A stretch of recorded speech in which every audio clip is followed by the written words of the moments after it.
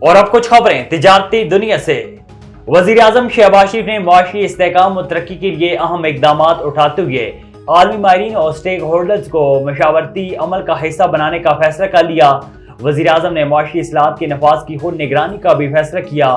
شہباز شریف نے کہا ہے کہ معیشت کی بہتری حکومت کی اولین ترجیح ہے۔ مشاورتی اجلاسوں کی خود صدارت کروں گا۔ برآمدات کی عالمی منڈی تک رسائی اور برآمدی صنعت کو تمام سہولیات یقینی بنائیں گے۔ شہباز شریف نے مزید کہا ہے کہ مزید ٹیکس کے بجائے ٹیکس نیٹ بڑھانے سے محصولات میں اضافہ کریں گے۔ پاکستان میں چھوٹے، درمیانے اور بڑے پیمانے کی صنعت کو ترقی دیں گے۔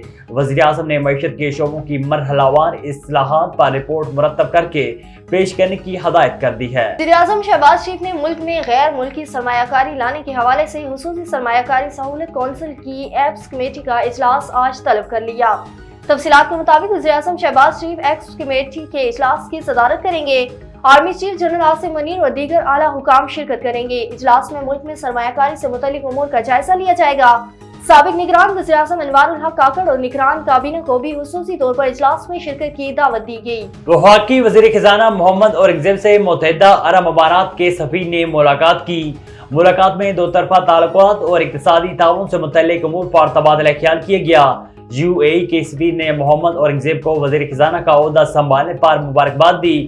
UAE کی سفیر نے دونوں ممالک کے درمیان اقتصادی تعلقات کو مزید مضبوط بنانے کے عزم کا اعادہ کیا۔